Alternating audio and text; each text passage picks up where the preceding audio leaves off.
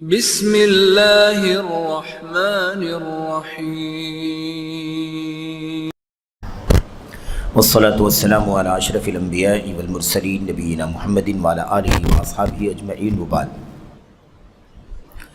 برادران اسلام، دینی اور ملی بھائیوں، نوجوان دوستوں، احباب اور بزرگوں، عزیزوں، ساتھیوں، علمی و دعوتی خیانت اور فکر و تحریر پہ اس کے اثرات،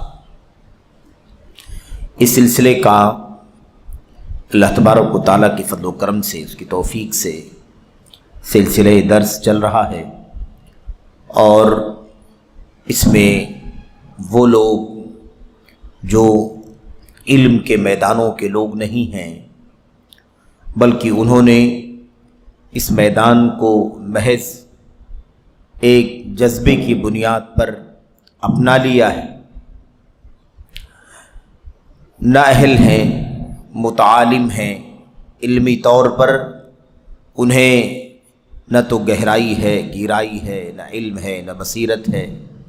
ایسے لوگوں کی حقیقت کیا ہے اور انہوں نے جو کچھ بھی سرگرمیاں شروع کر رکھی ہیں، ان سرگرمیوں کا نتیجہ کیا ہے، اس کا انجام کیا ہے، اس سلسلے میں کیا کچھ چیزیں ماضی سے لے کر کے حاضر تک پائی جاتی ہیں، اس کا تذکرہ اس سلسلے میں کیا جا رہا ہے۔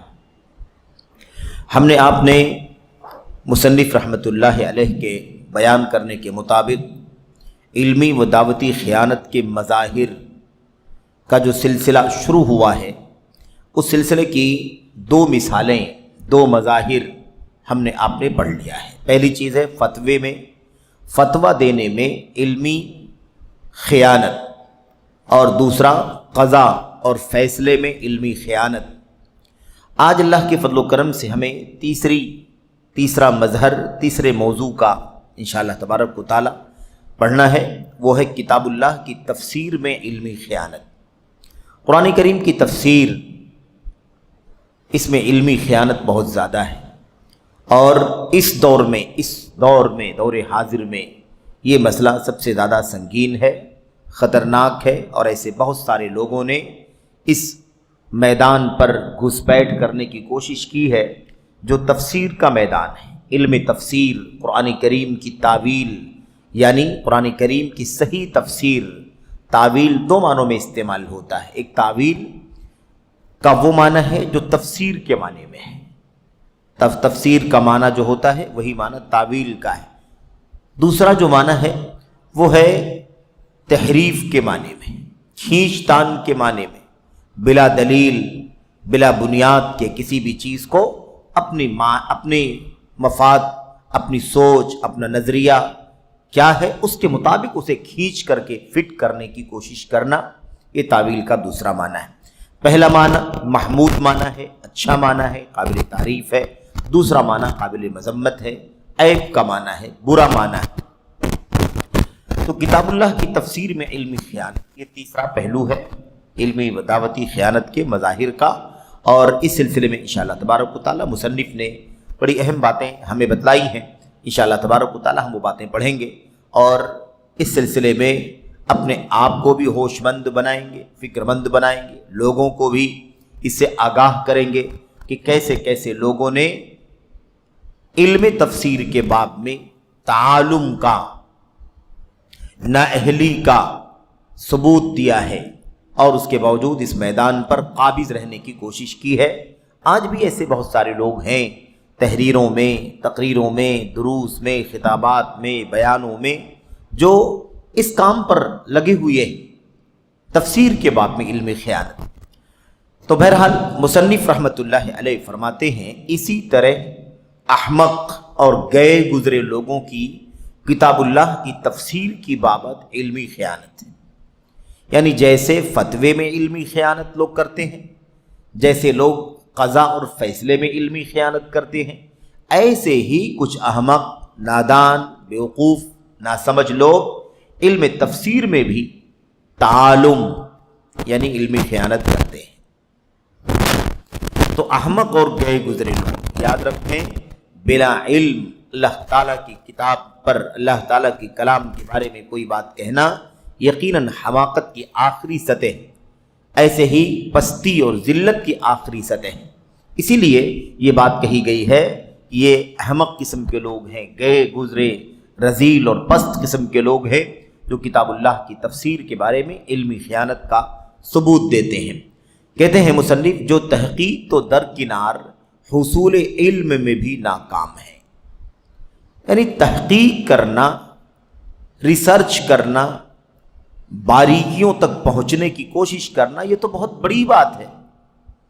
حصول علم میں بھی ناکام ہے، یعنی علم حاصل کرنے کا جو ادنا درجہ ہو سکتا ہے وہ اس میں بھی ناکام ہے، کامیاب نہیں ہے۔ تو تحقیق کہاں سے کر سکتے ہیں؟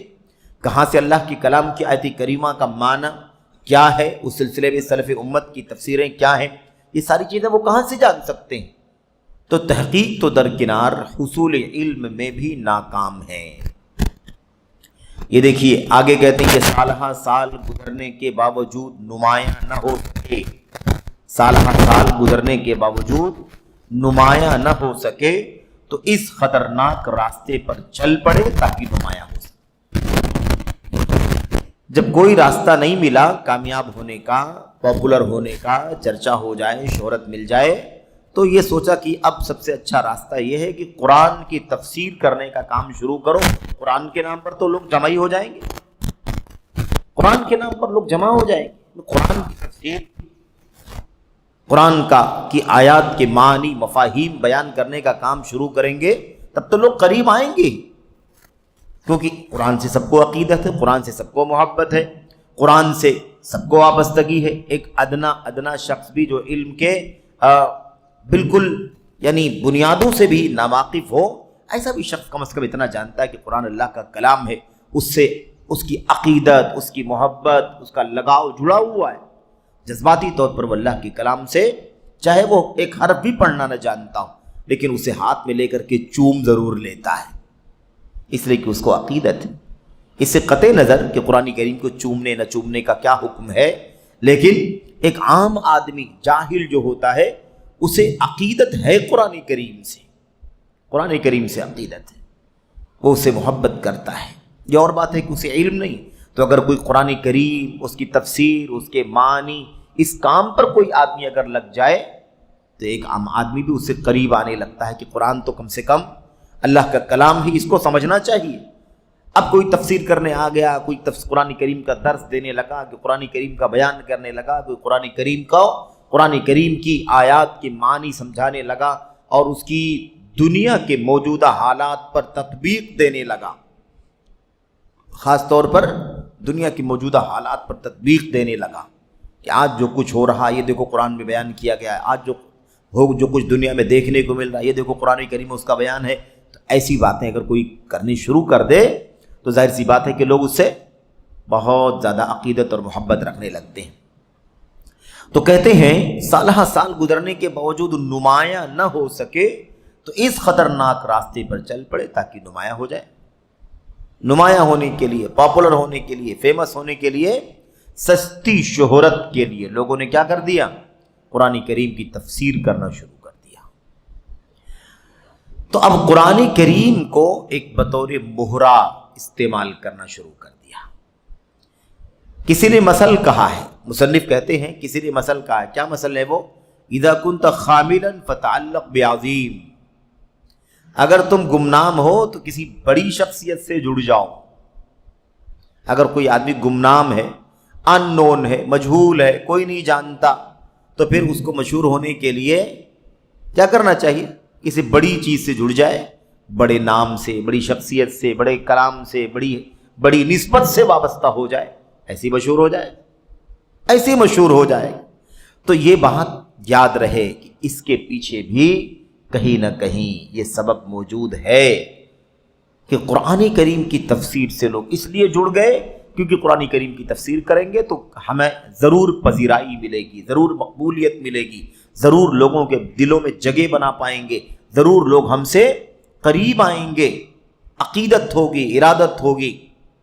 یہ سوچ مصنف کہتے ہیں اور کسی نے کہا ہے ما انصف القارۃ من باراہا، ما انصف القارۃ من باراہا، قارہ قبیلے کا نام ہے، قبیلہ قارہ، اور انصفا کا مطلب ہوتا ہے انصاف کرنا، بارہ یباری کا مطلب ہوتا ہے نیزے پھینکنا، مبارات یباری الاسنہ، سنان نیزہ پھینکنا، نیزہ جو دھاردار ہوتا ہے نا اسے پھینک کر کے حملہ کرتے تھے، تو بارہ کے معنی ہوتے ہیں نیزہ پھینکنا۔ کہتے ہیں ما انصف القارۃ من باراہا، یہ ایک مثل ہے عربی زبان میں، اور امثال کی کتابوں کے اندر، امثال کی کتابوں کے مصنفین نے نقل کیا ہے، اس کا پس منظر بتایا ہے کہ یہ مثل کہاں سے نکلی، اس کی بنیاد کیا ہے، اس کے پیچھے قصہ کیا ہے، واقعہ کیا ہے۔ تو کیا کہا؟ ما انصف القارۃ من باراہا، جس نے قبیلہ قارہ سے نیزہ بازی میں مقابلہ کیا اس کے ساتھ انصاف نہیں کیا۔ جس نے قبیلہ قارہ کے ساتھ نیزہ بازی میں مقابلہ کیا اس کے ساتھ انصاف نہیں کیا۔ کیا مطلب یہ قبیلہ قارہ نیزہ بازی کے لوگ نہیں تھے، قبیلہ قارہ والے تیر اندازی کے لوگ تھے، تیر اندازی کے ماہرین تھے۔ تو جو تیر اندازی کے ماہرین ہیں ان سے اگر تیر اندازی میں مقابلہ کیا جائے گا تب تو انصاف ہوگا، لیکن میدان ان کی جو مہارت ہے وہ تیر اندازی میں ہے، اور مقابلہ کرنے کے لیے کوئی آدمی کھڑا ہو جائے نیزہ پھینکنے میں تو ان کا راستہ الگ ہے، ان کا راستہ الگ ہے کہ نہیں؟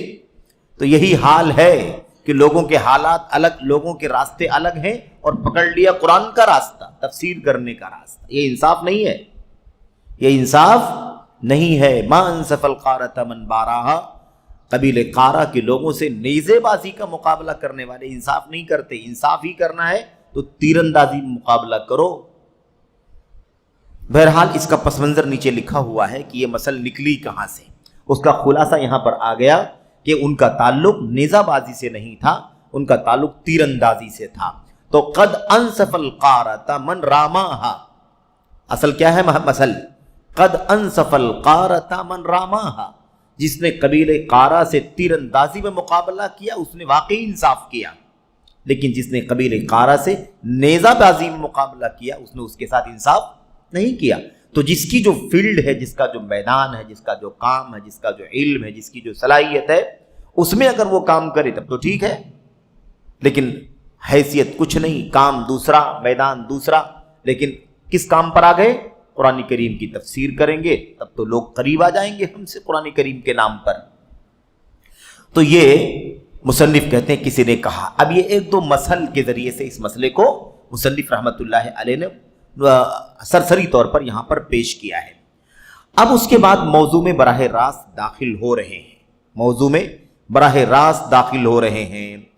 دیکھا آپ نے یہاں پر آگے دیکھیے صفحہ نمبر 119 میں مصنف کہتے ہیں، اردو ایڈیشن میں ایک صفحہ نمبر 119 ہے، کہتے ہیں بھلا کیا آپ نے کسی ایسے مفسر قرآن کے بارے میں سنا ہے جو متعالم یعنی نام نہاد عالم اور جھوٹا ہو؟ آپ نے سنا کبھی ایسا کہ قرآن کا تفسیر کرتا ہے اور قرآن کریم کی تفسیر کا اسے علم ہی نہیں، بس دعویٰ کرنے والا بن گیا کہ قرآن کریم کی تفسیر کا علم مجھے ہے، تو متعالم ہے، علم نہیں ہے قرآن کریم کی تفسیر کا، لیکن قرآن کریم کی تفسیر کرنا شروع کر دیا۔ مصنف کہتے ہیں کیا آپ نے کسی ایسے مفسر قرآن کے بارے میں سنا ہے جو متعالم یعنی نام نہاد عالم ہو، عالم نہ ہو لیکن اپنے آپ کو عالم ظاہر کرتا ہو اور جھوٹا ہو؟ کیا آپ نے کسی ایسے مفسر قرآن کے بارے میں سنا ہے جو جاہل ہو، اسے سنت کا علم ہو نہ قرآن حفظ ہو؟ اور حفظ کی تو بات ہی کیا ہے، قرآن ناظرہ پڑھنا بھی نہ آتا ہو، قرآن دیکھ کے پڑھنا نہ آتا ہو، الفاظ کو دیکھ کر کے بھی صحیح معنوں میں نہ پڑھ سکتا ہو، ادا نہ کر سکتا ہو؟ کیا آپ نے کسی ایسے مفسر قرآن کے بارے میں سنا ہے کہ ایسا مفسر قرآن بھی ہو سکتا ہے؟ کہتے ہیں کیا آپ نے، نمبر 3، کیا آپ نے کسی ایسے مفسر قرآن کے بارے میں سنا ہے جو قرآنی آیات کو ایسی ایسی باتوں پر محمول کرتا ہو جو وہم و گمان میں بھی نہ آتا ہو؟ ایسی ایسی تفسیریں کہ آپ کو سمجھ، آپ کی سوچ میں وہ چیزیں پیدا ہی نہیں ہو سکتی ہیں، آ ہی نہیں سکتی، آپ کے وہم و گمان میں، خیال میں بھی وہ چیز نہیں آ سکتی کہ اس کا یہ معنی بھی نکالا جا سکتا ہے۔ کیسے کیسے معنی لوگ نکالتے ہیں۔ تو بہرحال یہ آپ یاد کریں، دیکھیں کہ شیخ نے 3 باتیں سوالی انداز میں کی ہیں. اگر آپ ان 3 باتوں پر غور کریں گے تو تفسیر قرآن کے بارے میں جو علمی دعوے داری چل رہی ہے، علمی خیانت چل رہی ہے، اس پورے میدان کو ان 3 جملوں میں سمیٹ دیا گیا ہے. پہلی بات کیا کہا تھا؟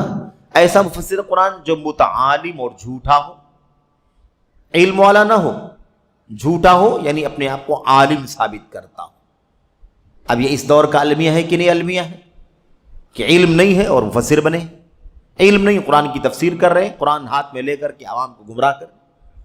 اور اس کے بعد دوسری بات کیا کہا؟ ایسا مفسر قرآن جو جاہل ہو، اسے سنت کا علم نہ ہو بلکہ قرآن بھی نہ آتا ہو. ایسے لوگ بھی موجود ہیں، ایسے لوگ بھی موجود ہیں. سنت کا علم نہ ہو، بغیر سنت کے علم کے میرے بھائیوں، ساتھیوں، دوستوں، بھلا کون قرآن کریم کی تفسیر کر سکتا ہے؟ قرآن کی تفسیر سنت کے بغیر کیسے ہو سکتی ہے؟ یہ تو گمراہی کا پہلا زینہ ہے. یہ گمراہی کا، ضلالت کا پہلا اسٹیپ ہے کہ قرآن کریم کی تفسیر کرنے بیٹھ جائے آدمی اور اس کو سنت کا ہی پتہ نہ ہو.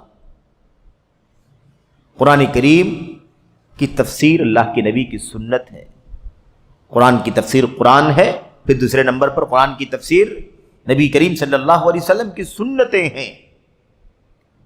لیکن اس کو نہ قرآن کا علم ہے نہ سنت کا علم. قرآن تو پڑھنا بھی نہیں آتا. آئیں گی مثالیں انشاءاللہ تبارک و تعالیٰ، حوالے بھی آئیں گے، نام بھی آئیں گے، کتابوں کے بھی نام آئیں گے، مصنفین کے بھی نام آئیں گے، مفسرین کے بھی نام آئیں گے. تیسری بات مصنف نے کیا کہا؟ ایسا مفسر قرآن جو قرآن کریم کی ایسی ایسی تفسیر کرتا ہو، ایسے ایسے معنی بیان کرتا ہو جو وہم و گمان میں بھی، خیال میں بھی نہ آتا ہو. یہ سب بھی موجود ہیں، یہ لوگ بھی موجود ہیں ہمارے بیچ میں. اس کے بعد کہتے ہیں مصنف، نہیں مگر ہدایت اور استقامت کی قلت اور فساد و انحراف کی کثرت کے اس دور میں یہ ساری چیزیں اکٹھا ہو گئی ہیں. دیکھا آپ نے حالات کتنے بگڑ گئے ہیں، حالات کتنے بگڑ گئے ہیں. کہتے ہیں نہیں ایسا، جو 3 سوالوں پر کیا نا، کیا آپ نے ایسا دیکھا ہے، کیا آپ نے ایسا دیکھا ہے، کیا آپ نے ایسا کوئی سنا ہے؟ کہتے ہیں نہیں، ایسا تو کبھی نہیں سنا ہے. لیکن پھر آج کے دور کی حالت کیا ہے؟ آج کے تو کہتے ہیں نہیں مگر ہدایت اور استقامت کی قلت ہے. ہدایت کی قلت، ہدایت بہت کم ہو چکی، دین پر استقامت اور مضبوطی بہت کم ہو چکی. کون سوچتا ہے، کون فکر کرتا ہے؟ اللہ کے ہاں جواب دہی کرنا ہے، اللہ تعالیٰ کے سامنے کھڑا ہونا ہے، باز پرس ہوگی، اس کا احساس کم ہو گیا ہے، بہت کم ہو گیا. تو قلت ہدایت و استقامت اور فساد و انحراف کی کثرت. فساد بہت بڑھ گیا ہے، انحراف، گمراہی بہت زیادہ بڑھ گئی ہے.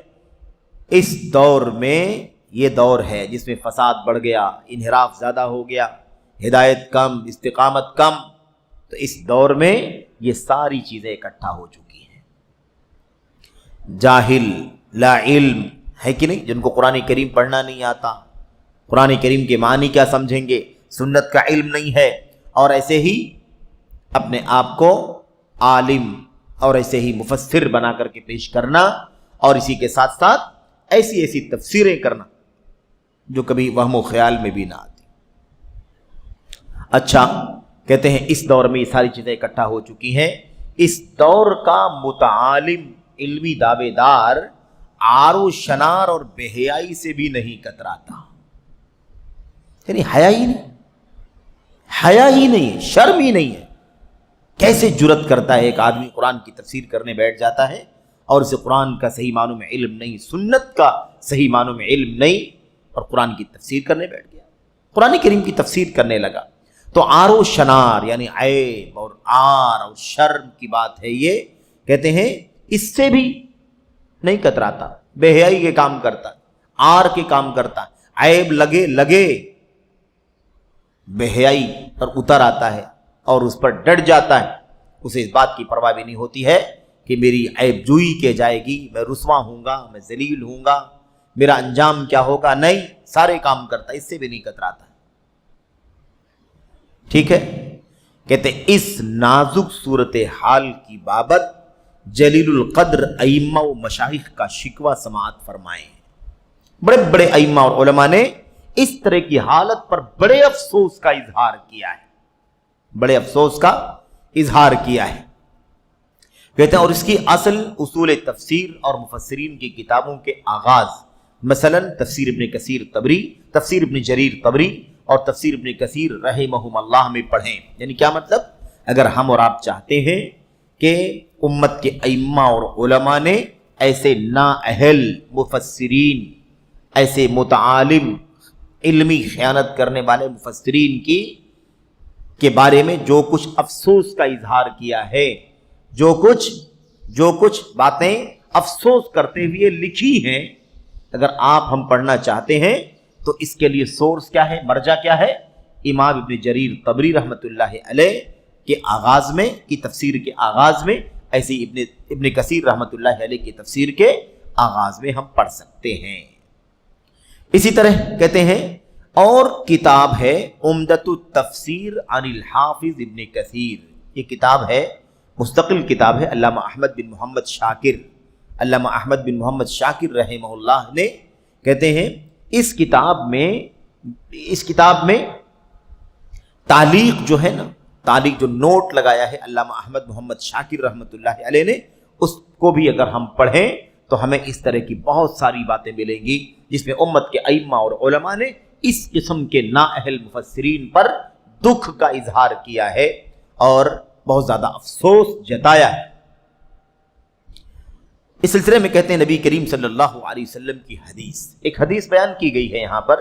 حدیث سند کے اعتبار سے اہل علم نے اسے ضعیف قرار دیا ہے، سند کے اعتبار سے اس حدیث کو علماء نے ضعیف قرار دیا ہے، لیکن معنی صحیح ہے۔ معنی کیا ہے؟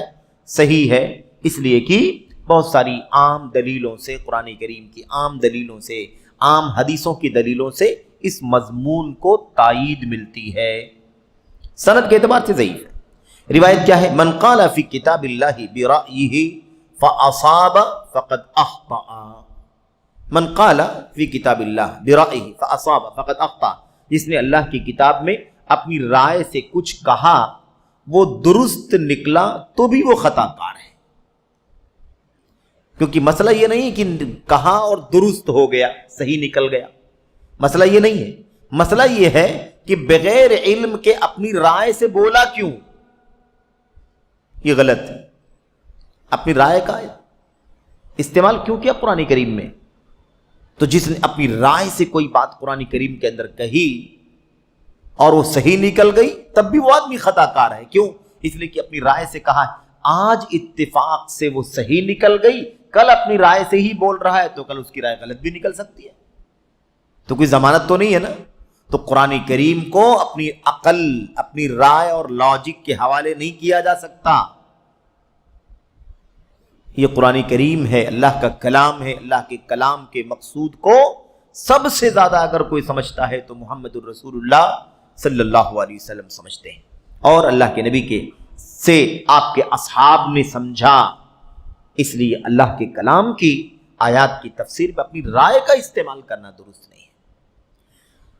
اس کی دلیلیں بہت ساری ہیں، یہ سند کے اعتبار سے یہ بات تو ضعیف ہے، لیکن اللہ تعالیٰ نے فرمایا وَلَا تَقْفُ مَا لَيْسَ لَكَ بِهِ عِلْمٌ، آپ کو جس بات کا علم نہیں ہے اس میں آپ نہ پڑھیں۔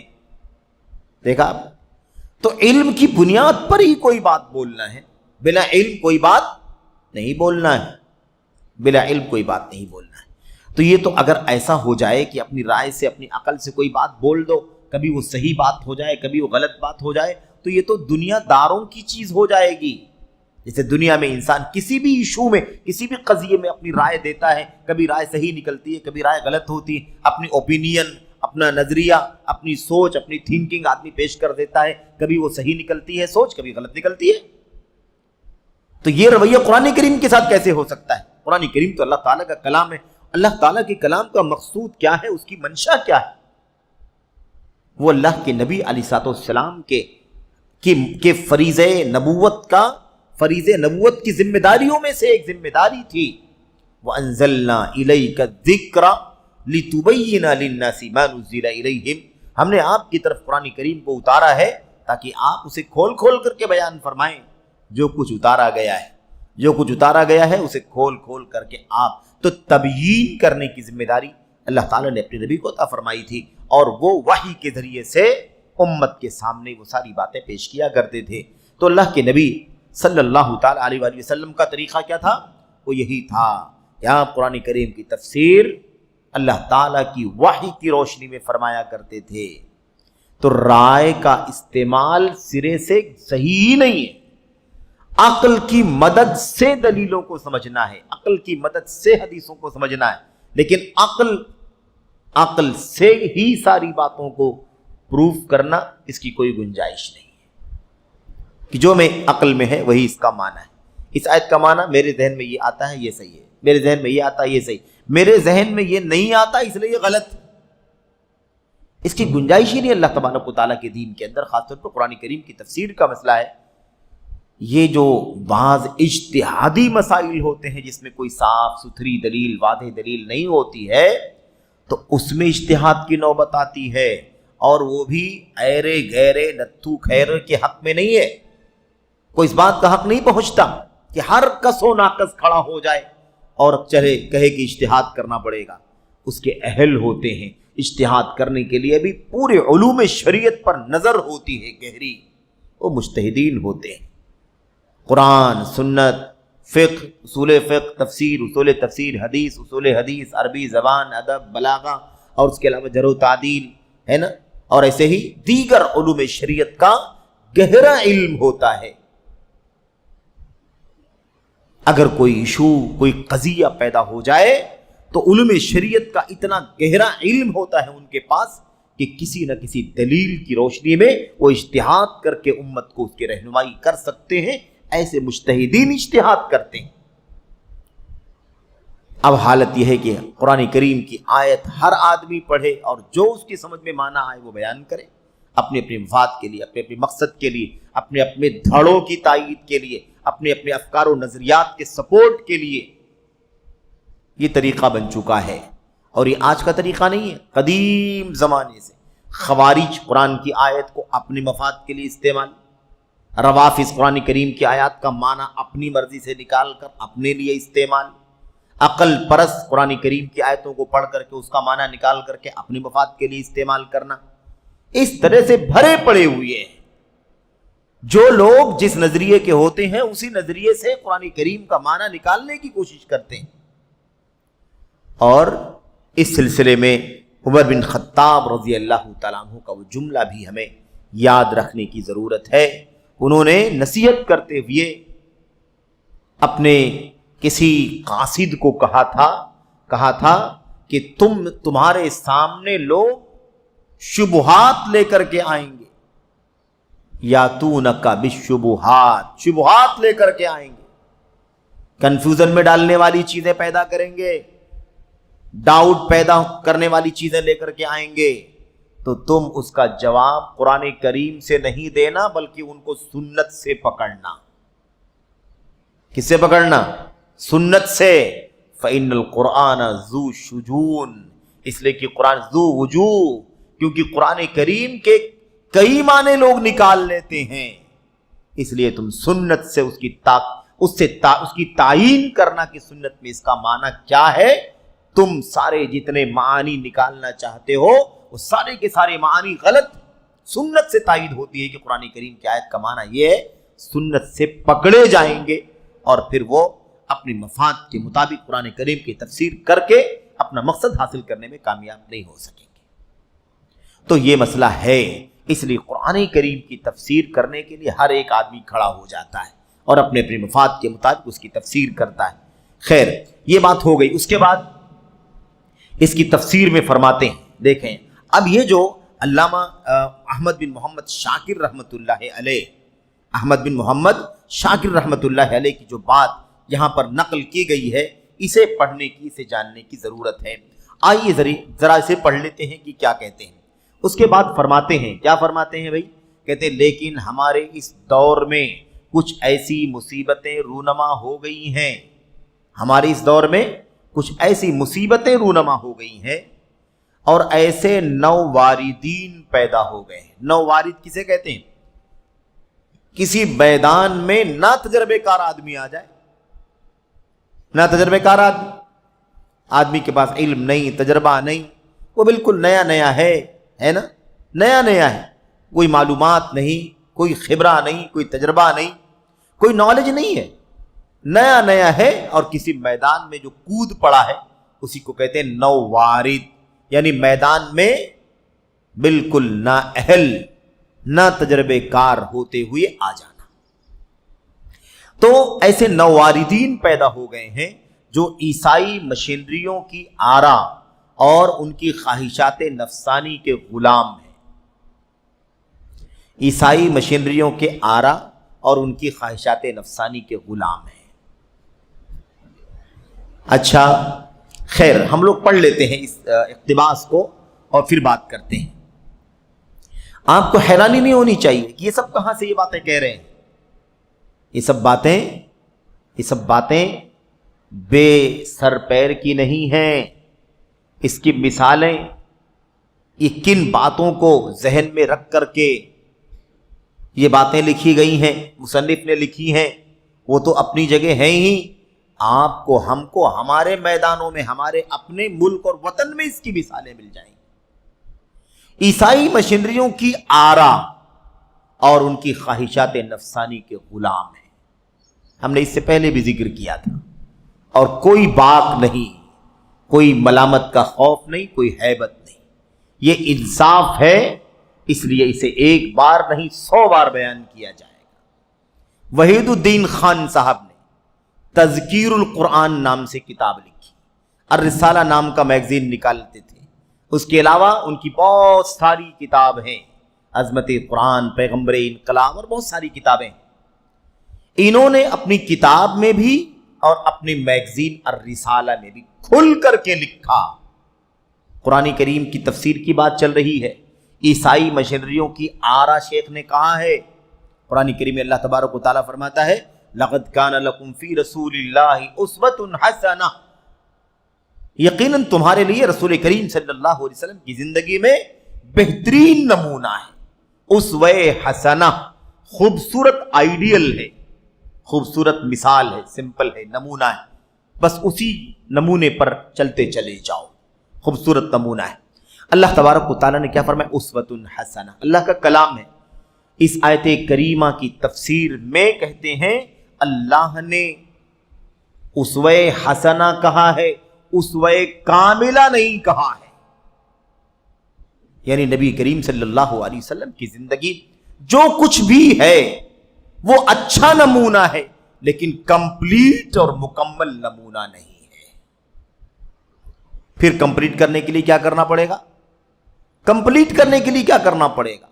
بھی جو کچھ اللہ کے نبی کی زندگی میں وہ اچھا تو ہے، لیکن سب کچھ نہیں ہے نبی کی زندگی میں، کمپلیٹ نمونہ نہیں ہے۔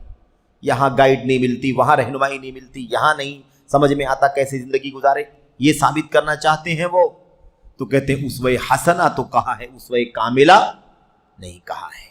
تو اب کمال کے لیے، پورا کرنے کے لیے کیا کرنا پڑے گا؟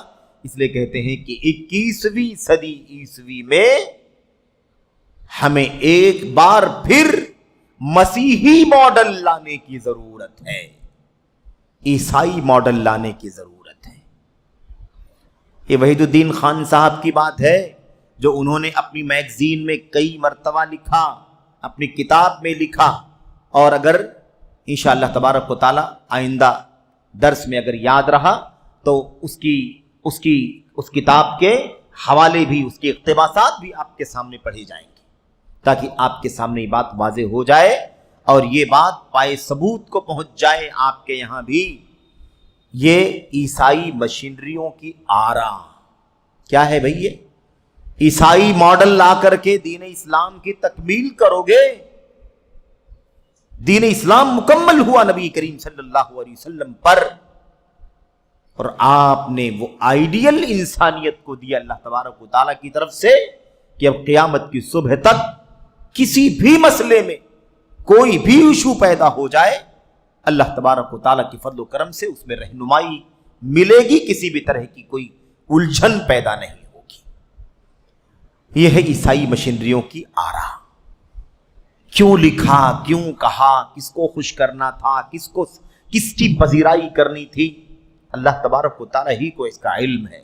لیکن افسوس ایک بار پھر عیسائی ماڈل، مسیحی ماڈل لانے کی ضرورت ہے، تاکہ آج کل کے دور میں جو کمپلیٹ رہنمائی سیرت رسول سے نہیں ہو رہی ہے، اسوہ حسنہ تو ہے لیکن اسوہ کاملہ نہیں ہے، اسے مکمل کیا جا سکے۔ یہ عیسائی مشینریوں کی، ان کی خواہشات نفسانی کے غلام۔ بھئی آج ساری دنیا میں، اور معاف کرنا مجھے، ساری دنیا میں عیسائی مشینریاں سب سے زیادہ شور مچاتی ہیں، وحدت الادیان، زمالت الادیان، تقارب الادیان کا نعرہ لگاتی ہیں سب سے زیادہ۔ تقارب الادیان، سارے ادیان کے فاصلے ختم کر دیے جائیں، سارے فاصلے ختم کر دیے جائیں، آؤ سارے ادیان کو قریب کر دیا جائے، آؤ سارے ادیان کو، سارے فروق کو، فرقوں کو ختم کر کے ایک بنا دیا جائے۔ زمالہ، زمالہ کسے کہتے ہیں؟ زمیل کے معنی ہوتے ہیں ساتھی کے، دوست کے، ہمجولی کے۔ زمالت الادیان، سارے ادیان کو ایک دوسرے کا ہمجولی بنا دیا جائے۔ بھئی آج کوئی بات ہوتی ہے، عیسائی تثلیث کے قائل ہیں، مسلمان توحید کے قائل ہیں، کہاں تال میل بیٹھے گا؟ ہم کہیں گے ہم آپ کے تثلیث کے عقیدے سے اتفاق نہیں رکھتے، تو یہ توحید اور تثلیث کا فرق ہے کہ نہیں فرق ہے؟ عیسائی مشینریاں شور مچاتی ہیں، یہ فرق ختم ہو جانا چاہیے۔ بڑے بڑے عالمی ایشوز پیدا ہوتے ہیں لیکن اتفاق نہیں ہوتا، کیونکہ مسلمان کہتا ہے ہم توحید کے قائل ہیں، عیسائی کہتا ہم تثلیث کے قائل ہیں، یہودیوں کا الگ عقیدہ ہے، اور دوسرے بے ان گنت معبودوں کی جو پوجنے والے لوگ ہیں دنیا میں، ان لوگوں کا الگ نظریہ ہے۔ اس لیے سب میں اکٹھا ہونا، تال میل پیدا ہونا مشکل ہو جاتا ہے۔ آؤ یہ سارے فاصلے ختم کر دیے جائیں، سارے ادیان کے فرقوں کو، اختلاف کو ختم کر کے ایک دین بنا دیا جائے۔ اب مسیحی ماڈل لانے کی بات کرنے والا کیا کہنا چاہتا ہے، آپ کی سمجھ میں آیا کہ نہیں آیا؟ مسیحی ماڈل لانے کی ضرورت پڑے گی۔ تو عیسائی مشینریوں کی آرا اور ان کی خواہشات نفسانی کے غلام، عربی زبان سے ناآشنا ہے، عربی زبان سے ناآشنا ہے، بہت بڑا مسئلہ ہے۔ اب اس میں آپ تو نام لکھتے چلے جائیں، کتنے لوگ ہیں جو عربی زبان سے ناآشنا ہے، قرآن کی تفسیر کر رہے ہیں۔ قرآن کریم نہ فارسی میں ہے، نہ انگریزی میں ہے، نہ فرنچ میں ہے، نہ اردو میں، قرآن کریم کی زبان میں۔ عربی زبان اللہ کے کلام کی زبان ہے، اس کا علم نہیں ہے، اور قرآن کی تفسیر کرنا شروع۔ بھائی ترجمے اردو زبان میں، عربی زبان کے دوسرے زبانوں میں ترجمے، ان ترجموں سے یا عربی زبان کے علاوہ زبان میں جو تفسیریں لکھی گئی ہیں، ان کا حاصل صرف اتنا ہے کہ ہم قرآن کو اپنی زبان میں پڑھ کر کے سمجھنے کی کوشش کریں۔ اس سے یہ کہاں لازم آتا ہے کہ آپ مفسر بن جائیں؟ اس کے کہاں گنجائش؟ تو عربی زبان سے ناآشنا ہے، سوائے عوامی بات چیت کے۔ اب کوئی آدمی عرب دنیا میں اگر سال 2 سال 4 سال گزار لے تو کم سے کم وہاں کی ٹوٹی پھوٹی عربی زبان جو بات چیت کی زبان ہے وہ تو سیکھ ہی لے گا، لیکن کیا وہ عربی دان ہو جائے گا کہ قرآن سمجھنا شروع کر دے؟ ماحول میں رہ کر کے تو آدمی سیکھ ہی جاتا ہے مقامی زبان، ماحول میں، جس ماحول میں آدمی رہتا ہے اس زبان کو سیکھ لیتا ہے، لیکن اس زبان کے سیکھنے کی بات اس طرح سے کرنا، کیا اس سے لازم آتا ہے کہ قرآن کریم کی تفسیر کرنا شروع کر دے؟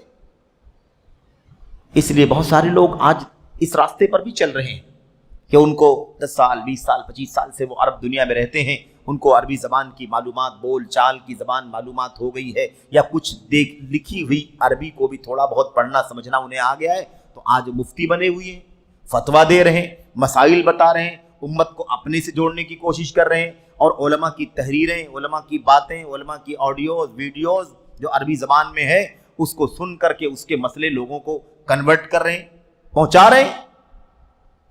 کیا آسان ہے اتنا؟ اہل علم کی زبان کو، عربی زبان کو کیا پورے طور پر سمجھنا کھلواڑ ہے؟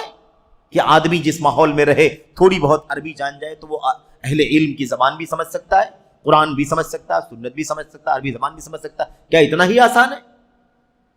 میرے بھائیوں، یہ بھی ایک طرح کا تلاؤب ہے، ایک طرح کا کھلواڑ ہے، اور امت کے عوام کو امت کے علماء سے جوڑنے کے بجائے علماء سے دور کر کے اپنے سے جوڑنے کی ایک بہت خطرناک سازش جو دھیرے دھیرے پیدا ہو رہی ہے۔ اچھا، اس کے بعد کہتے ہیں قرآن سے لا علم ہے، قرآن سے لا علم ہے، قرآن کا علم نہیں ہے، کہتے ہیں اسے پڑھا ہے نہ اسے سنتے ہیں سوائے نادر کے۔ یہ صرف اور صرف وہ موبائل میں قرآن کی آواز، قاریوں کی آواز ہے نا، چالو کر کے سننا، یہ مقصود نہیں ہے یہاں پر۔ تو بہت آسان ہے، بٹن دبا کر کے چھوڑ دو اور اپنے کام میں لگے رہو، یہ مقصود نہیں ہے، یہ تو سبھی لوگ کر رہے ہیں۔ سننے پڑھنے کا مطلب اسے سمجھ کر کے پڑھنا، سمجھنا، سننا اور سمجھنا، اس کا علم ہونا چاہیے۔ کہتے ہیں نہ سنتے ہیں نہ اسے پڑھا ہے نہ اسے سنتے ہیں سوائے نادر کے۔ اسی طرح سنت رسول سے بھی جاہل ہیں، سنت رسول سے بھی کیا ہیں؟ سنت رسول سے بھی جاہل ہے، نابلد ہے، سنت رسول کا بھی علم نہیں ہے، بلکہ اس کے دشمنوں میں سے ہیں، سنت رسول کے دشمنوں میں سے ہیں۔ یہ ان لوگوں میں سے ہیں جو علماء اسلام کے علم کا مذاق اڑاتے ہیں، علماء اسلام کا علم کا مذاق اڑاتے ہیں، انہیں نادان اور بے عقل قرار دیتے ہیں۔ ان کی زبانیں ہمیشہ ہمارے سلف صالحین صحابہ و تابعین رضی اللہ عنہم و رحمہم اور ان کے بعد کے لوگوں کی بدگوئی میں رواں رہتی ہیں۔ ان کی زبانیں صحابہ کی مذمت، صحابہ کی برائیاں، تابعین کی برائیاں، ان کی مذمت، سمجھ رہے؟ یہ اس میں رواں رہتی ہیں، یعنی اس پر خود ان کی زبان چلتی ہے۔ ابھی پڑوسی ملک کا وہ جو مرزا علی انجینئر ہے، اسے کسی نے سوال کیا کہ صحابہ کرام کو اللہ تبارک و تعالیٰ نے قرآن میں جنتی کہا ہے، ان سے راضی ہونے کا اللہ تبارک و تعالیٰ نے اعلان کیا ہے، تو آپ صحابہ کرام پر کیوں اعتراض کرتے ہیں، صحابہ کرام کے خلاف باتیں کیوں کرتے ہیں؟ اس طرح سے وہ امت کو دھوکہ دیتا ہے، کہتا تم مجھ سے سوال کرتے ہو کہ میں صحابہ کے بارے میں کیوں اعتراض کی باتیں کرتا ہوں، کیوں عیب جوئی کرتا ہوں، یا کیوں ان کی غلطیوں پر بات کرتا ہوں؟ قرآن میں اللہ نے صحابہ کرام کی غلطیوں پر کیوں بات کی ہے؟ اللہ کے نبی کی حدیثوں میں صحابہ کرام کے غلطیوں کو کیوں نکالا گیا ہے؟ یعنی اس کا مطلب یہ ہے وہ امت کو گمراہ کرنے کی بات کہ یہ ثابت کرنا چاہتا ہے کہ قرآن کریم میں صحابہ کرام کی غلطیوں کو بے نقاب کیا گیا ہے، اللہ کے نبی کی حدیثوں میں صحابہ کرام کی غلطیاں بیان کی گئی۔ استغفر اللہ، کس قدر جرأت رندانہ ہے، اتنی جرأت کہ آدمی یہ ثابت کرے کہ نبی کے صحابہ کرام کو ان کی غلطیوں کو قرآن کریم میں نکالا گیا ہے۔ قرآن کریم نبی کے صحابہ کی غلطیاں نہیں بیان کی گئی، نبی کریم صلی اللہ علیہ وسلم کے صحابہ کی عظمت سے قرآن کریم بھرا پڑا ہے، ان کی منقبت سے، ان کی تعریف سے، ان کے فضائل سے، ان کی شانوں کو بیان کرنے سے قرآن کریم بھرا پڑا ہوا ہے۔ یہ دشمن صحابہ ہے، دشمن صحابہ، یہ رافضیت کی بو نہیں ہے، رافضیت کی سڑاد ہے جو ساری دنیا کو محسوس ہو رہی ہے۔ اس قدر جرأت قرآن کریم میں یہ ثابت کرنا چاہتے ہو کہ نبی کے صحابہ کی مذمت کی گئی ہے، نبی کے صحابہ کی عظمت کا جگہ جگہ چرچا کیا گیا ہے۔ یا ایھا الذین آمنوا کا جو لفظ قرآن کریم میں نہ جانے کتنی مرتبہ آیا ہے، اس کا اگر کوئی مخاطب ہے تو نبی کے صحابہ کرام پہلے مخاطب ہیں۔ اللہ کے نبی کی حدیثوں میں صحابہ کرام کی غلطیاں بیان کی گئی ہیں، اللہ کے نبی صلی اللہ علیہ وسلم کی حدیثوں میں نبی کے صحابہ کرام کی عظمت اور ان کا مقام بیان کیا گیا ہے۔ قرآن کریم میں اللہ تبارک و تعالیٰ نے ان کو جنتی کہا ہے، ان سے رضامندی کا اعلان کیا ہے۔ اللہ کے نبی صلی اللہ علیہ وسلم نے اپنی حدیثوں میں صحابہ کرام کے بارے میں کہا ہے میرے صحابہ کو برا بھلا نہ کہو، اور یہ ظالم کہتا ہے کہ نبی کے صحابہ کرام کی حدیثوں کے اندر غلطیاں بیان کی گئی ہیں، ان کی برائیاں کی گئی ہیں۔ نبی فرماتے میرے صحابہ کو برا بھلا نہ کہو، کیونکہ تم پہاڑ کے برابر، احد پہاڑ کے برابر سونا بھی خرچ کرو گے، اور میرے صحابی نے اگر 100 گرام 200 گرام، پاؤں کلو، آدھا کلو اگر جو خرچ کیا ہوگا میرے کسی صحابی نے، تو تمہارا احد پہاڑ کے برابر سونا بھی میرے صحابی کے اس ادنا صدقے کے برابر بھی نہیں پہنچے گا۔ جو میرے صحابہ کی برائی کرے اس پر اللہ کی، فرشتوں کی، سب کی لعنت، یہ حدیث کے اندر موجود ہے۔ لیکن مائک پر بیٹھ کر امت کو گمراہ کرتا ہے اور بتلاتا ہے کہ قرآن میں صحابہ کی مذمت کی گئی ہے، حدیثوں میں صحابہ کرام کی مذمت کی گئی ہے۔ استغفر اللہ، یہ باتیں کی گئی ہیں۔ یہ بات آپ دیکھ رہے ہیں کیا کہا صحابہ سلف صالحین، صحابہ و تابعین رضی اللہ عنہم ورحمہم، اور ان کے بعد کے لوگوں کی بدگوئی میں رواں رہتی ہیں۔ یہ ہے بدگوئی کرنے کے لیے بیٹھا ہوا ہے، صحابہ کی شان میں گستاخیاں، تابعین کی برائیاں، اس کا عام شیوا ہے، عام پیشہ بنا ہوا ہے۔ اس پر انشاءاللہ تبارک و تعالی کسی موقع پر تفصیل سے بات ہوگی۔ ابھی ضمناً اس موقع پر اشارہ ہوا، جو موضوع کی مناسبت سے بات آ گئی، اس اعتبار سے آپ کے سامنے اس کا تذکرہ آ گیا۔ کہتے ہیں بلکہ وہ غیب پر کم ہی ایمان رکھتے ہیں۔ غیب پر ایمان، غیب پر ایمان، اب یہ لفظ بہت عام ہے، بہت ہی زیادہ جامع لفظ، غیب پر ایمان۔ بھی ہم نے اللہ کے نبی علیہ الصلوۃ والسلام کو نہیں دیکھا، صحابہ کرام کو نہیں دیکھا، جنت کو نہیں دیکھا، جہنم نہیں دیکھا، اللہ تبارک و تعالیٰ کو نہیں دیکھا، حساب و کتاب نہیں دیکھا، پل صراط نہیں دیکھا، وغیرہ، ہے کہ نہیں؟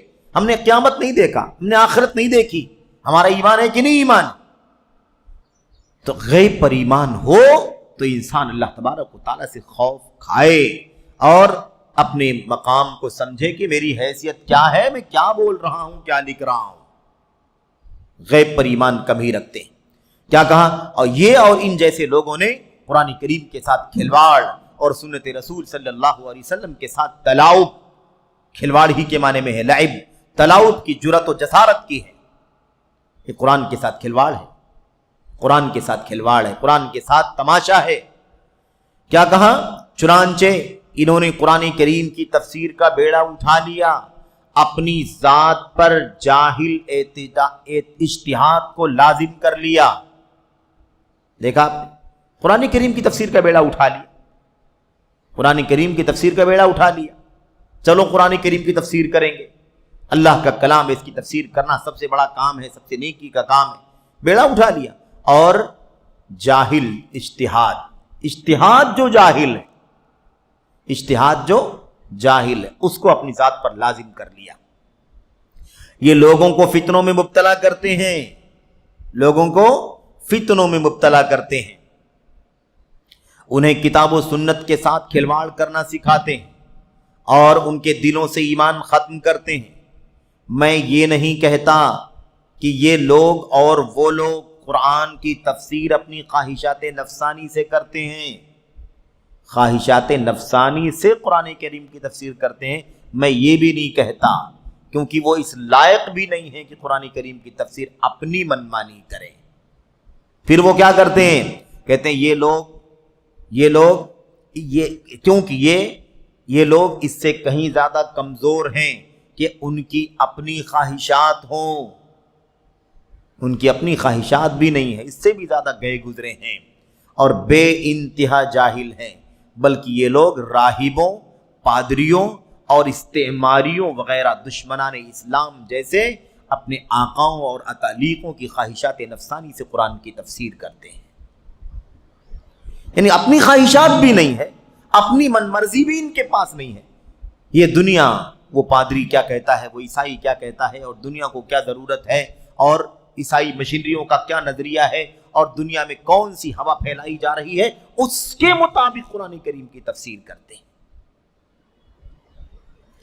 آپ نے اس سے پہلے وہ تفسیر القرآن وہو الہدی والفرقان کا نام بھی سنا ہوگا، ہے کہ نہیں؟ سر سید احمد خان صاحب کی تفسیر، قرآن کریم کی تفسیر کے نام پر کیسا کھلواڑ کیا ہے سر سید نے۔ اللہ تعالیٰ ہی حساب لے گا، اللہ تعالیٰ ہی حساب لے گا ایسے لوگوں کا۔ قرآن کریم کے ساتھ وہ کھلواڑ کیا گیا ہے جسے انسان ایک علم والا برداشت نہیں کر سکتا۔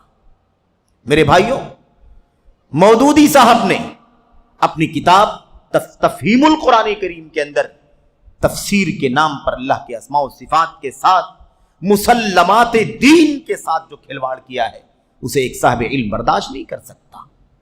اسماء و صفات، اللہ کے نبی علیہ السلام کی حدیثیں، نبی انبیاء علیہ السلام کے معجزات، سب اپنی عقل کی کسوٹی پر پرکھ کر اس کا جنازہ نکال کر کے رکھ دیا۔ یہ سب یہ ہے متعالمین، متعالم جن کے پاس علم نہیں، دعوے علم، علمی دعوے داری کرتے ہوئے ان لوگوں نے قرآن کریم کی تفسیر کو اپنے ہاتھ میں لے لیا. اور ایسے بہت سارے لوگ ہیں، ایسے بہت سارے لوگ ہیں. ابھی ڈاکٹر صاحب ایک بہت زیادہ فیمس ہیں، پڑوسی ملک کے ڈاکٹر اسرار صاحب، اور بدقسمتی سے وطن عزیز کے بہت سارے نوجوانوں کے وہ آئیڈیل ہیں. اور بدقسمتی اس سے بھی زیادہ یہ ہے کہ بعض اہل حدیث نوجوان بھی اپنی ناعاقبت اندیشی، اپنی جہالت کے نتیجے میں اسے اپنا آئیڈیل اور اپنا اسوہ سمجھتے ہیں. میرے بھائیو، افسوس کے ساتھ کہنا پڑتا ہے انہوں نے بھی قرآن کریم کی تفسیر کی ہے، اور بہت ساری چیزیں آپ صبح شام سنتے رہتے ہیں. میرے بھائیو، انہوں نے کیا کیا ہے؟ ان کی تفسیریں بھی اسی کا عملی نمونہ ہے جو آپ کے سامنے بات چل رہی ہے. ہر چیز عقل کی کسوٹی پر، ہر چیز عقل کی کسوٹی پر. اللہ کے کلام کی آیات کو اٹھا کر کے اپنی عقل، اپنی من مرضی، صوفیت زدہ تفسیر اور علم غیب کے دعوے، پیشین گوئیاں، بشارتیں، آنے والی خبریں، مستقبل کی باتیں، ایسا لگتا ہے کہ ان کے سامنے کوئی ملأ اعلیٰ کا دروازہ کھلا ہوا ہے اور وہ وہاں سے جو چاہتے ہیں نکال کر کے امت کے سامنے پیش کرتے ہیں. یہ حالت ہے میرے بھائیو. هو الاول والآخر والظاہر والباطن، وہی اول، وہی آخر، وہی ظاہر، وہی باطن.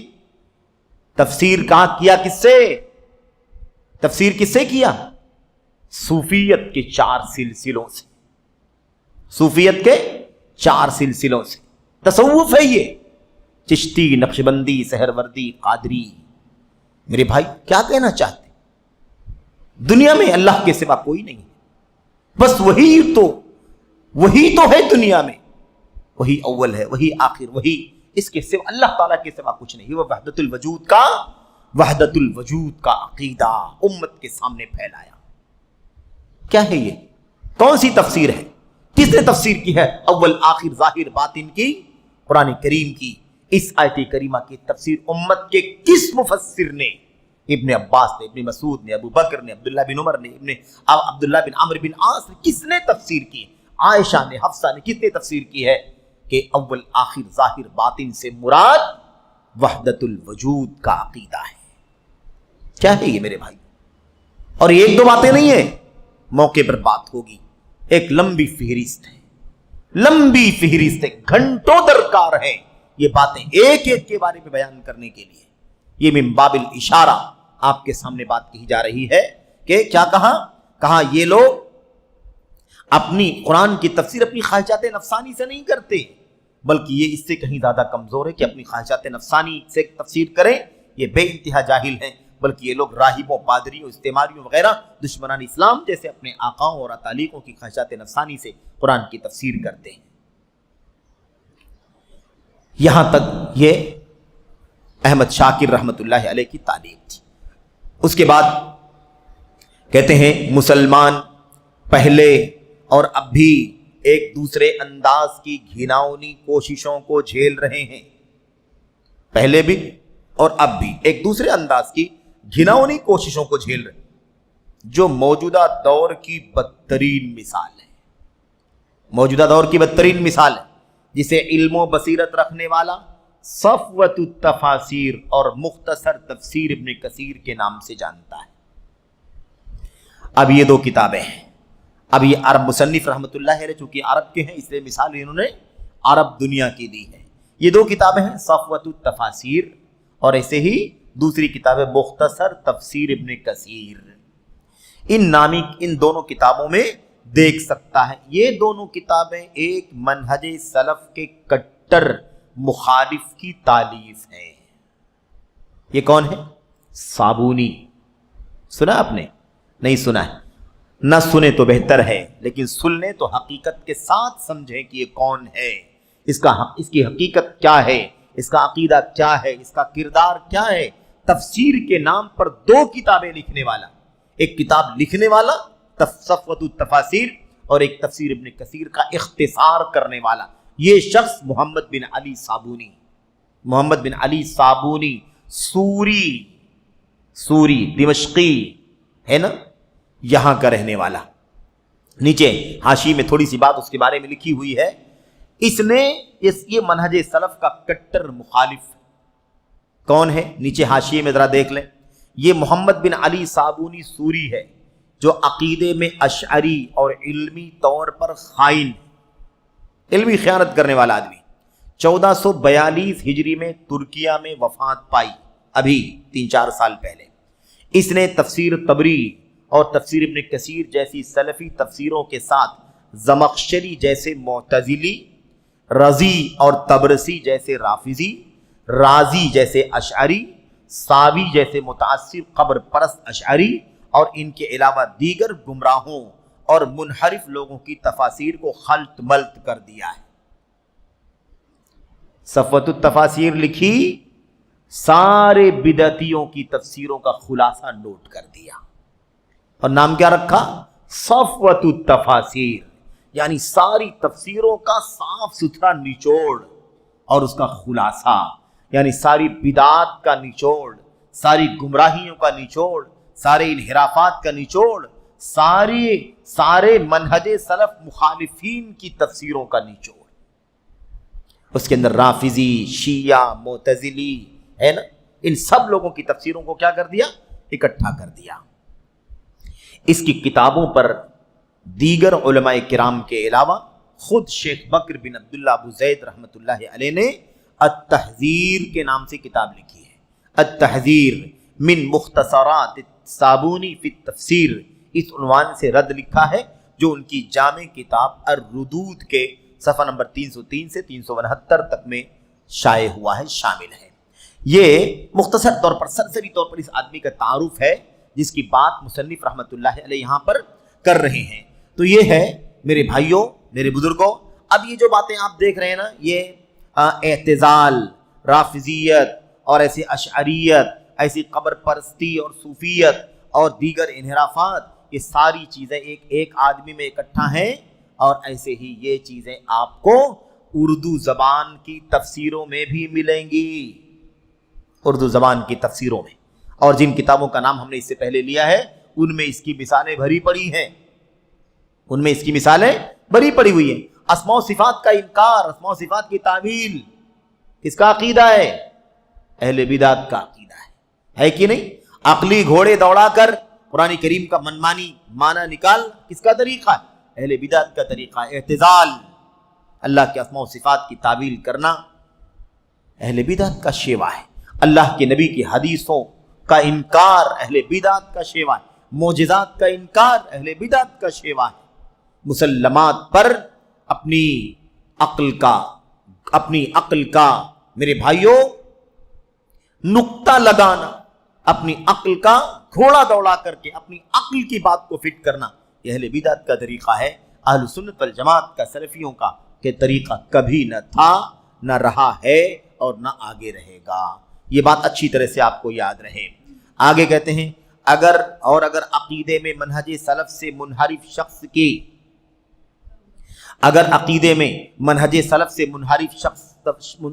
شخص تفسیر کے باب میں علماء سلف کے اساسی مرجع مثلا تفسیر ابن جریر طبری اور تفسیر ابن کثیر پر قابض ہو جائے تو وہ راوی اسلام جلیل القدر صحابی ابو ہریرہ رضی اللہ عنہ پر دشمنان سنت کے غلبہ و تسلط کا نمائندہ بن جاتا ہے. ظاہر سی بات ہے، سلفیت کی تفسیر میں دو بڑے نام ہیں، ایک ہے تفسیر ابن جریر طبری اور دوسرا ہے تفسیر ابن کثیر دمشقی شافعی رحمۃ اللہ علیہ. ان دونوں تفسیروں کا سلفی منہج کی تفسیروں میں سب سے اونچا نام ہے. اب اگر ان دونوں کتابوں پر کوئی قبضہ جمائے اور اس کو بدعت کی تفسیروں سے بھر دے تو پھر ظاہر سی بات ہے کہ ابو ہریرہ رضی اللہ تعالیٰ عنہ پر دشمنان سنت کی غلبہ و تسلط کا نمائندہ بن جاتا ہے. ظاہر سی بات ہے ابو ہریرہ سنت کے سب سے بڑے اماموں میں سے ایک امام، سنت کے اماموں میں سے سب سے بڑے امام ہے یہ ابو ہریرہ رضی اللہ تعالیٰ عنہ. تو جب آدمی کو سنت کا علم نہ ہو تو نبی کے صحابہ میں ابو ہریرہ کا دشمن جو بنیں گے ان کا دوست کیوں نہیں بنے گا؟ کیونکہ سب سے زیادہ روایت کرنے والے ابو ہریرہ رضی اللہ تعالیٰ عنہ ہیں، کیونکہ جس طرح 5000 سے زیادہ حدیثیں روایت کرنے والے ابو ہریرہ رضی اللہ تعالیٰ عنہ دشمنان سنت کے گلے کے کانٹا ہیں، اسی طرح سلف صالحین کی مسند تفاسیر جیسے تفسیر ابن جریر اور تفسیر ابن کثیر وغیرہ عقیدے کے باب میں مخالفین سلف خلفیوں کے گلوں کے کانٹے ہیں۔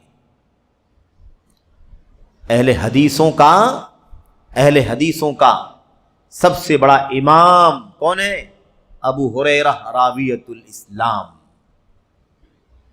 5374 حدیثیں روایت کرنے والے ابو ہریرہ منکرین سنت کے گلے کے کانٹے بنے ہوئے ہیں، کیونکہ سنت بار بار اللہ کے نبی کی حدیثوں کا حوالہ کس کے پاس ملتا ہے؟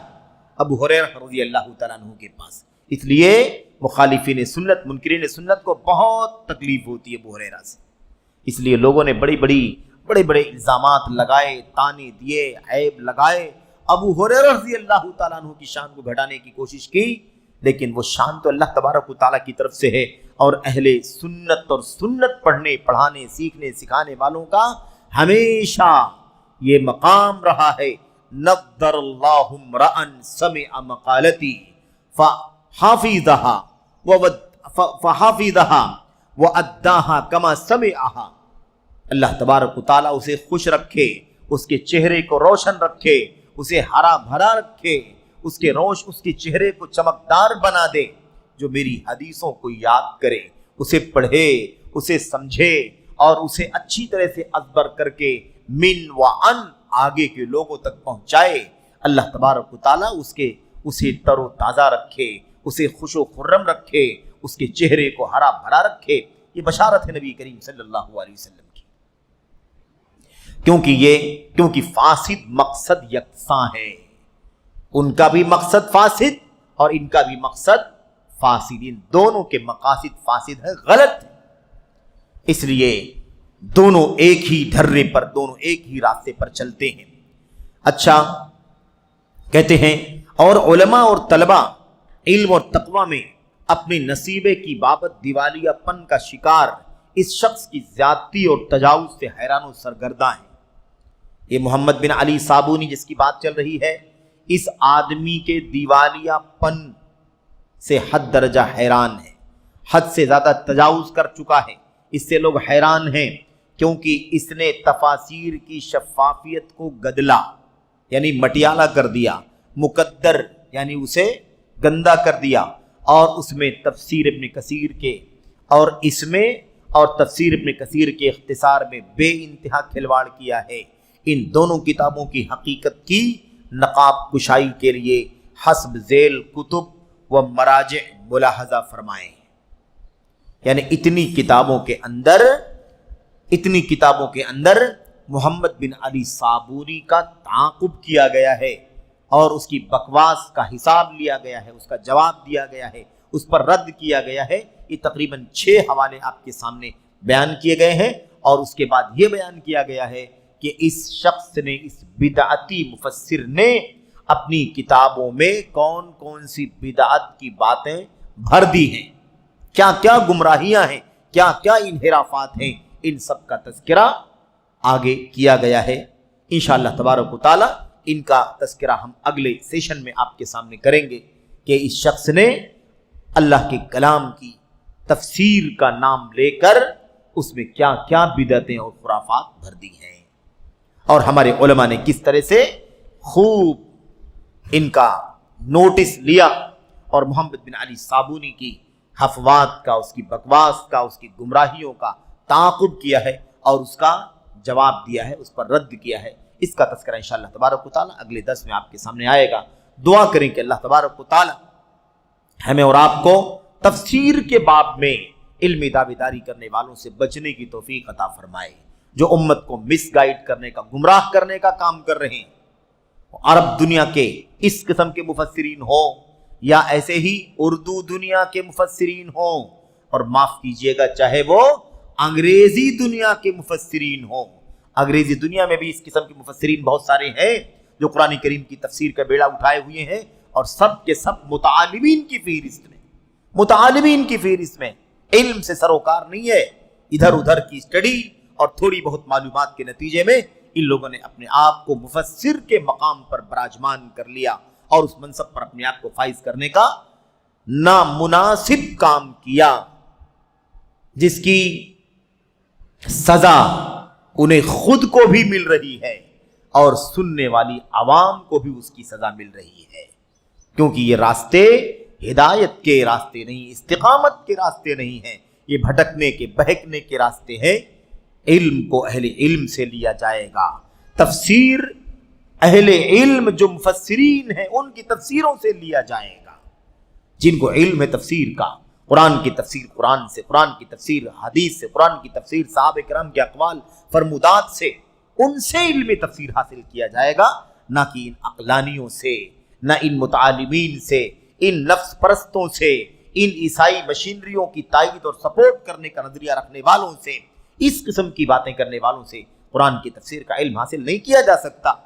اللہ تبارک و تعالیٰ ان تمام کو جو دنیا سے جا چکے، ان کے متعلقین جو زندہ ہیں، انہیں اس سلسلے میں اپنی ذمہ داریاں ادا کرنے کی اللہ تعالیٰ توفیق عطا فرمائے، اور جو زندہ ہیں ابھی اللہ تعالیٰ انہیں ہوش مندی کی توفیق عطا فرمائے، اللہ تعالیٰ کے سامنے جواب دہی کا احساس کرنے کی توفیق عطا فرمائے کہ وہ جس مقام پر جس کام پر لگے ہوئے ہیں وہ اس کے اہل نہیں ہیں، وہ اللہ تبارک و تعالیٰ کے ہاں جواب دہ ہوں گے، کیونکہ وہ کاری خیر نہیں کر رہے ہیں، اپنے حق میں اپنی ذات کے خیر خواہ بھی نہیں ہے وہ، اور امت کے بھی خیر خواہ نہیں ہے وہ، اس لیے انہیں چاہیے کہ وہ اس سلسلے میں اللہ تبارک و تعالیٰ کے سامنے جواب دہی کا احساس کریں اور اپنی مقام کو، اپنی حیثیت کو سمجھیں، تجاوز نہ کریں، جو کام آپ کا نہیں ہے وہ آپ نہ کریں، بہتر ہوگا جس کا جو کام ہے وہ کام اس کے حوالے کر دینا چاہیے۔